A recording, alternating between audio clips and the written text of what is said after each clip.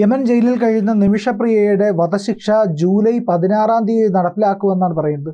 ഒരു വല്ലാത്ത ദുഃഖം തന്നെയാണ് എപ്പോഴും ഉണ്ടാകുന്നത്. കാരണം ഉമ്മൻചാണ്ടി അവിടെ അത്യാസന്ന നിലയിൽ കിടക്കുന്ന സമയത്തും അദ്ദേഹത്തെ കണ്ടപ്പോൾ, വി മുരളീധരൻ കണ്ടപ്പോൾ അദ്ദേഹം ആദ്യം ചോദിച്ചത്, അന്ന് വി മുരളീധരൻ കേന്ദ്രമന്ത്രിയായിരുന്നു, നിമിഷപ്രിയയുടെ മോചനം എങ്ങനെ സാധ്യമാകുമെന്നുള്ളതാണ്. ഇപ്പോൾ ഈ സുരേഷ് ഗോപിയൊക്കെ ഇക്കാര്യത്തിൽ എന്ത് തീരുമാനമെടുക്കും എന്നതൊക്കെ ആശ്രയിച്ചിരിക്കും. അതെന്ന് പബ്ലിക് പ്രോസിക്യൂട്ടർ ഒപ്പുവെച്ച ഉത്തരവ് ജയിലധികൃതർക്ക് കൈമാറിയിട്ടുണ്ട്. ദയാധനമായി 8.57 കോടി രൂപയാണ് യമൻ പൗരൻ്റെ കുടുംബം ആവശ്യപ്പെട്ടത്. മോചന ശ്രമങ്ങളെല്ലാം പരാജയപ്പെടുകയായിരുന്നു. വധശിക്ഷ ഉത്തരവ് ജയിലിലെത്തിയതായും സൗദിയിലെ ഇന്ത്യൻ എംബസിക്ക് കൈമാറിയതായും യമനിലെ മനുഷ്യാവകാശ പ്രവർത്തകൻ സാമുൽ ജെറോം പറഞ്ഞു.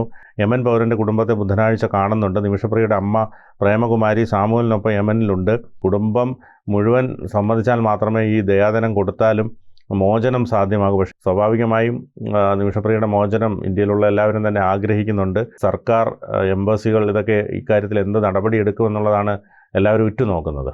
കൂടുതൽ വാർത്തകളും വിശേഷങ്ങളും നിങ്ങളിലേക്ക് എത്താൻ ABC മലയാളം സബ്സ്ക്രൈബ് ചെയ്യുക, ബെൽ ബട്ടണും അമർത്തുക.